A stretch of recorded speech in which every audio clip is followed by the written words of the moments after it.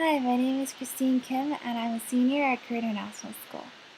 So, poetry to me is a chance to listen to other stories and in turn tell my own, to build my own library of human experiences and thought, to express and mold my identity using words.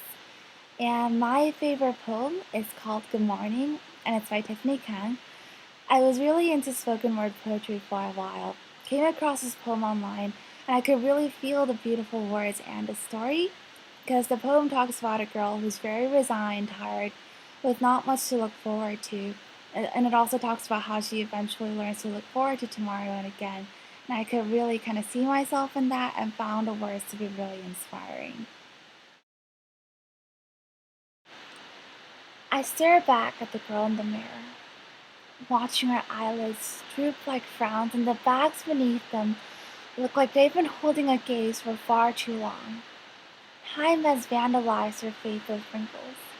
So she raises a white flag and says she's ready to grow old.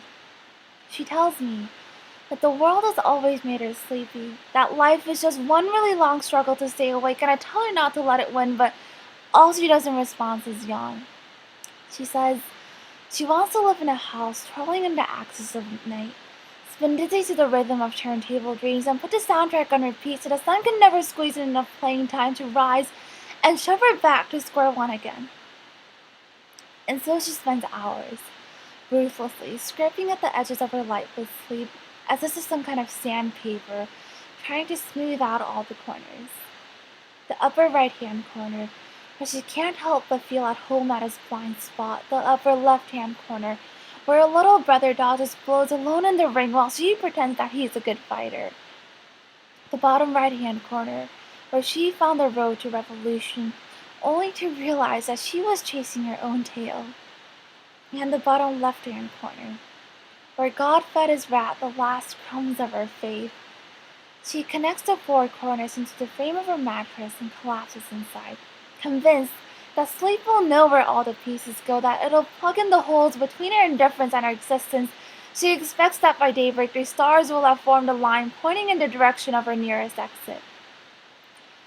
I read in her lips the mirror as she mouths the words. If being jaded means that I'm aging, then I've been well on my way to dying ever since he left. So yes, sometimes I fall asleep to fall off the face of the earth, thinking that gravity will turn on its head and lift my soul out of the debris. I strangle my trouble in its dreams, shove their necks further into the mud, but try not to think of myself as a murderer.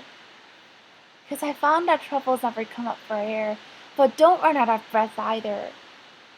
I think they're trying to teach me how to breathe again. So I'm just going to trust them. I'll scream your name into a canyon until I can't hear it echoing anymore. Then I'll know it's safe to come out of limbo. I'll grow my hair out again. Place my heart next to the fire so its teeth will stop chattering. Maybe I'll even stay up late from now on. Carve me a new heartbeat from the flesh of my pain. It'll beat so loud so you'll think I'm knocking at the door, but I closed your door a long time ago. And now, like a refugee, all I want is to have something to look forward to again. Tomorrow, the sun will fall to its knees and beg me to stare to it in his face. I pray that I won't be the first to look away.